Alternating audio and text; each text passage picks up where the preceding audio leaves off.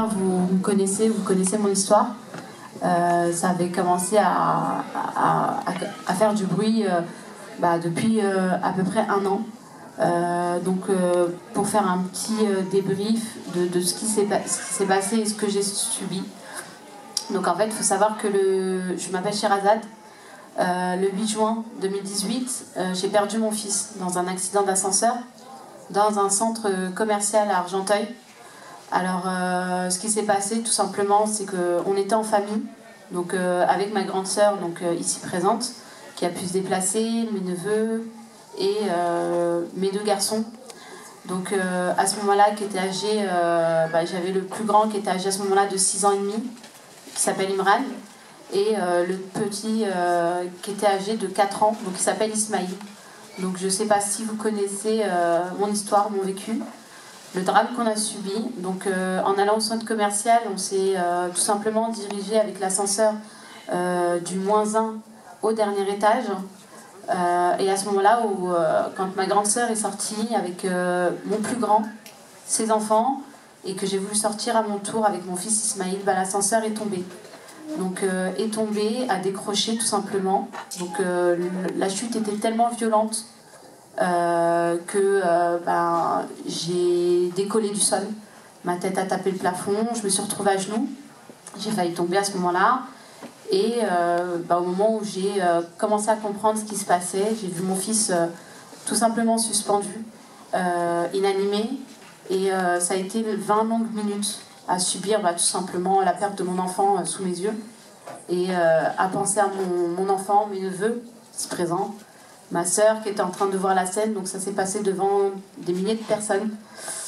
Et ce qui s'est passé, forcément c'est un gros traumatisme qui a fait que toute une famille, toute une ville et beaucoup de clients qui étaient présents, qui étaient traumatisés. Donc il y a une enquête qui avait été ouverte à ce moment-là. Donc par la suite, automatiquement, étant donné que c'était pas normal ce qui s'était passé, donc il y a un juge d'instruction qui avait été nommé pour pouvoir mener une enquête dessus, savoir ce qui s'est passé, quelles négligences ont été commises et quelles étaient les sociétés qui étaient en charge justement de cet ascenseur. Donc c'était pour déterminer les responsabilités. Entre-temps, nous, on a pris un avocat, donc Maître Yassine Bouzrou, qui est sur notre affaire, qui nous représente. Et on a dû porter plainte justement contre X. On a porté plainte contre le directeur du centre commercial à ce moment-là. Parce qu'il faut savoir, beaucoup de choses ont été faites juste après le drame, malheureusement, quand ils ont fermé le centre commercial pendant 2 jours. Après l'accident, le carnet d'entretien, donc un carnet d'entretien, c'est ce qui retrace, on va dire comme un carnet de santé. C'est ce qui retrace en fait la maintenance, l'entretien de l'ascenseur qui a été récupéré, donc qui a été par la suite effectivement rendu. Et le week-end où ils ont fermé le centre commercial, faut savoir que la justice a apposé des scellés sur les portes de l'ascenseur pour éviter que toute personne puisse s'introduire et pour qu'une enquête soit faite une fois qu'un expert aurait été mandaté par la justice pour justement savoir ce qui s'était passé avec cet ascenseur-là. Donc par la suite, il y a une expertise qui avait été faite, qui avait été rendue en décembre 2019. Décembre 2019, normalement, il y aurait dû avoir dans les 2-3 mois après le rendu des expertises, des mises en examen, où les sociétés devaient être justement convoquées. Sauf que malheureusement, pendant 3 ans, il n'y a plus rien eu de fait sur notre dossier. Donc on a été complètement délaissé, complètement abandonné, que ce soit dans tout. Donc aucun suivi n'avait été mis en place. Donc pour vous dire, on a subi un drame. On a subi un traumatisme, la perte d'un enfant, et on a été complètement délaissé de partout. Donc, entre-temps, il y a eu le Covid, donc on s'est dit, peut-être que c'était lié au Covid, sauf qu'on voyait qu'il y avait des affaires qui passaient au tribunal et que nous, on était toujours oubliés. Il aura fallu par la suite que je crée des pages de soutien, que j'apporte mon témoignage pour expliquer ce qui s'était passé, parce qu'il y avait beaucoup de versions qui avaient été données. Et en apportant justement mon témoignage, c'est de là où ça a pu être relayé sur les réseaux sociaux. Et ce qui a permis par la suite justement de pouvoir créer aussi une pétition pour réclamer à ce que les entreprises responsables du décès de notre fils et du traumatisme qu'ils nous ont fait subir soient enfin mis en examen. Donc à ce moment-là, les médias s'y sont intéressés. On a pu être entendu par une nouvelle juge d'instruction. Et par la suite, seulement en juin 2022, du coup, il y a eu 5 sociétés, donc 5 gros groupes, qui ont été enfin mis en examen. Sur ces 5 sociétés, donc, il y a eu le constructeur de l'ascenseur, donc ThyssenKrupp. Vous avez aussi Bayeux Hydraulique et le sous-traitant. Il faut savoir qu'en 2018, il y a eu l'accident, mais en 2015, il s'était passé exactement la même chose, sauf que l'ascenseur était vide. Ça veut dire qu'en fait, ils ont fait des travaux, mais ils ont mal fait les travaux. Et ce qui s'est passé aussi, c'est qu'ils ont complètement négligé l'ascenseur et ils n'ont pas été vigilants par rapport à ce qui s'était déjà produit avant.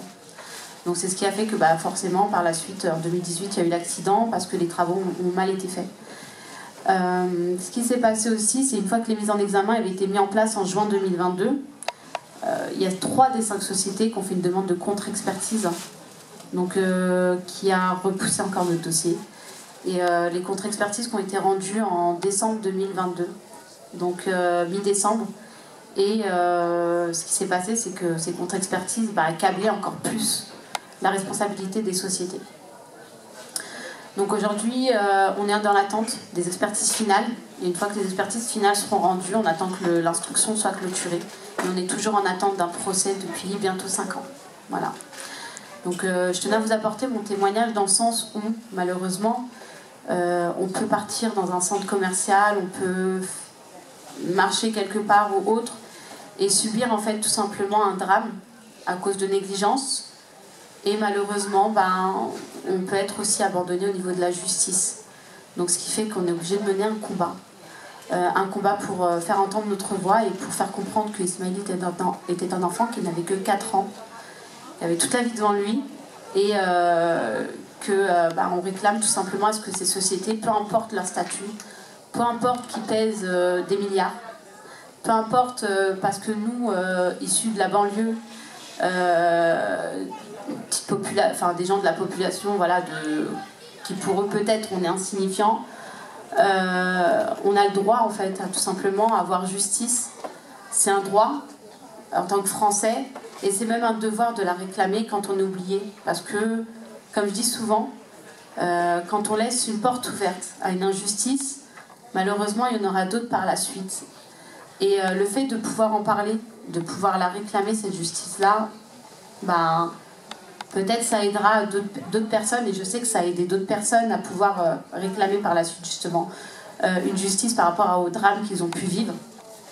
Il y a beaucoup de personnes malheureusement qui vivent des drames et qui sont complètement oubliées, mis de côté. Et je pense que le but aussi de mon intervention, c'est de vous raconter nous ce qui s'est passé. Parce que beaucoup de gens aussi restent encore ne connaissent pas en fait réellement notre histoire et l'enjeu justement de ce qui nous a, de ce qu'on réclame justement par rapport à ce qu'on a subi. C'est important dans le sens où on est tous amenés aussi à prendre des ascenseurs. Je pense que, à mon avis, beaucoup on est issus de la banlieue. Beaucoup de personnes aussi sont dans des logements sociaux et rencontrent justement des difficultés avec leurs ascenseurs.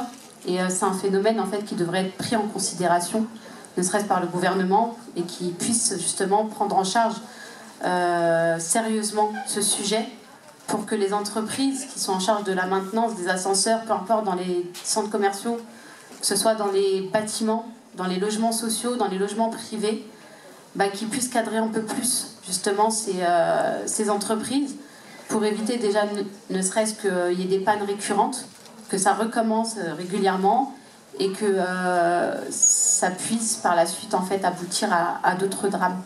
Donc voilà pourquoi aussi je prends la parole, pourquoi j'ai créé ces réseaux sociaux, pour réclamer justice pour nous, pour notre petit prince Ismaël qui avait que 4 ans, pour notre famille, mais aussi pour éviter que ce drame ne recommence et touche aussi d'autres familles, parce qu'il n'y a rien de pire que de perdre un enfant, de se sentir délaissé et de ne pas avoir justice et d'attendre encore 5 ans, ça fait 5 ans, et que on est toujours en fait dans l'attente. Et ça c'est pas normal, parce que normalement on devrait se reconstruire et pas se relever à devoir se battre pour réclamer une justice qui normalement devrait être faite naturellement, tout simplement. Donc je souhaite intervenir pour vous en parler, pour vous sensibiliser à notre cause et aussi pour vous dire que soyez vigilants. Quand vous prenez un ascenseur, vraiment soyez vigilants. Surtout quand vous voyez qu'il y a des pannes récurrentes. N'hésitez pas à passer par courrier, par mail pour demander les réparations parce que, comme on dit souvent, les paroles s'envolent et les écrits restent. Donc généralement, on a tendance à appeler le gardien, appeler le bailleur, mais il n'y a pas de trace écrite. Et le fait qu'il y ait une trace écrite et qu'il voit que plusieurs personnes réclament à ce qu'ils puissent vivre dans la dignité et emprunter un ascenseur ou peu importe, surtout un ascenseur, et qui exige d'être en sécurité, qu'on soit pris en considération. Donc je tenais vraiment à vous sensibiliser par rapport à notre histoire. Et surtout, il faut savoir qu'on a besoin de soutien. C'est très très important pour nous. Dans le sens où, depuis qu'on a pris la parole sur les réseaux sociaux, ça a permis de faire avancer notre dossier, de faire remonter notre dossier et de mettre tout simplement en examen ces 5 sociétés, peu importe leur statut, peu importe qui nous sommes nous. Parce que, comme je le dis souvent, c'est pas parce qu'on est personne, qu'on est peut-être insignifiant pour eux, qu'on n'a pas le droit d'avoir la même chance et la même vie que les autres, que tout le monde. Donc on est tous égalité, on est tous égaux justement, et on doit avoir les mêmes droits. Donc n'hésitez pas, j'ai une page de soutien, que ce soit sur Facebook, sur Instagram, c'est important que vous soyez là pour nous soutenir, de vous abonner, de partager notre histoire, de partager notre combat, pour sensibiliser, comme on dit, comme je le dis aussi régulièrement, et aussi pour faire avancer les choses. Donc s'il y a besoin, il y a le QR code de la page Instagram. Donc c'est Ismaël Petit Prince ou Justice pour Ismaël. Et n'hésitez pas à partager, c'est important. Parce que plus on sera nombreux, et plus le sujet, que ce soit notre drame ou le drame d'autres personnes qui ont subi la même chose que nous, soit enfin pris en considération et que ça puisse tout simplement faire avancer les choses. Et que les responsables soient enfin condamnés. Donc voilà, je tenais à vous apporter mon témoignage et n'hésitez pas, si vous avez des questions ou quoi que ce soit, je peux vous répondre, il n'y a pas de souci. Est-ce que les sociétés ont eu la décence de s'excuser auprès de vous, d'être désolées pour ce qui s'est passé? Vous avez eu un message de leur part ou pas? Alors pas du tout, pas du tout. On n'a jamais été contacté par les sociétés, on n'a jamais eu de message ou de mots de compassion ou de quoi que ce soit. En fait, ils ont tout simplement profité de la lenteur judiciaire, peut-être pour étouffer l'affaire, parce que moi je le dis et j'en suis persuadée qu'ils ont essayé d'étouffer l'affaire, étant donné que quand des mises en examen, quand des expertises sont rendues et qui vous montrent clairement qu'il y a eu des négligences qui auraient pu être évitées et qui auraient dû être évitées, que beaucoup de choses n'ont pas été respectées, normalement il y aurait dû avoir des mises en examen d'entrée. C'est comme si pour moi, je vais peut-être aller un petit peu dans l'extrême, mais l'expertise quand elle a été rendue, c'est comme si en fait demain il y a quelqu'un qui porte atteinte à la vie d'une autre personne et il y a une expertise psychiatrique qui est rendue, qui dit voilà, la personne elle avait toute la faculté, elle savait ce qu'elle faisait, elle a prémédité, on va dire entre guillemets, et elle n'est pas condamnée, elle est laissée en liberté. Donc forcément, derrière, ça va recommencer. Et là, il n'y a pas eu ça, en fait. Donc ils ont profité du silence de la justice pour tasser la chose. Sauf que nous, on est en train de vivre un drame, on est dans plein traumatisme. Un enfant, mon fils, qui est traumatisé, et toute une famille qui a éclaté. Parce que forcément, on vivait bien, et derrière, tu subis un drame, t'es plus la même personne qu'avant, ta famille, la vie n'est plus la même qu'avant, donc tu en subis les conséquences. Derrière, non, on n'a jamais eu de mots de soutien, de quoi que ce soit. En fait, jamais de mots de compassion, rien du tout. Vraiment rien. Et c'est ça qui est d'autant plus aberrant, en fait. C'est pour ça que... Après, je ne m'attends pas à ce qu'ils s'excusent ou quoi que ce soit, parce que s'ils avaient voulu le faire, ils l'auraient fait dès le début. Ils auraient ne serait-ce moins assumé leur responsabilité. Mais une des entreprises qui a été mise en examen, d'entrée, quand il y a eu l'accident, la première chose qu'ils ont pensé à faire, c'est de parler dans les médias pour essayer de se dédouaner et de minimiser la chose, alors que nous, on était complètement en train de vivre un drame. En gros, ils ne comprenaient pas ce qui s'était passé, alors que si, ils avaient juste à vérifier leur registre, leur historique de cet ascenseur, et ils auraient vu d'eux-mêmes qu'en fait, il y a des choses qu'ils n'avaient pas fait. Et je pense que ça, ils devaient le savoir. Et non, ils ont préféré se taire et nous laisser comme ça. Malheureusement. Donc c'est pour ça que c'est important vraiment d'en parler autour de vous, de partager sur les réseaux sociaux, de même comme ne serait-ce qu'interpeller, on va dire, le ministre de la Justice pour qu'il puisse aussi peut-être faire avancer les choses, des élus. C'est important de les interpeller aussi pour qu'ils puissent prendre le sujet à cœur, parce que c'est important, même eux ils sont amenés à prendre des ascenseurs, donc demain, enfin, personne n'est à l'abri. Donc c'est un sujet qui devrait être vraiment monté à l'Assemblée, je pense, à l'Assemblée nationale, et c'est ce qu'on souhaiterait. Je t'en prie. Je ne sais pas si vous avez d'autres questions. Si j'ai été claire peut-être sur mon histoire.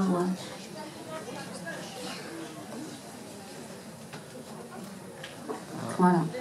Donc s'il y a besoin, je peux vous partager la page de soutien sur le compte Instagram. Donc vous avez juste à taper Justice pour Ismaïl. Et là, vous pourrez tomber sur la page, vous abonner et partager et inciter les gens justement à partager. Parce que comme je dis, c'est parti par des petites mains. Beaucoup de personnes ont commencé à partager alors que forcément ils n'avaient pas beaucoup de monde sur leur compte. Et derrière, ça a permis de remonter. Et c'est ce qui a permis aussi derrière forcément de faire avancer les choses au niveau judiciaire. Voilà. En tout cas, merci de m'avoir écouté. Merci, en tout cas, c'est gentil. Merci.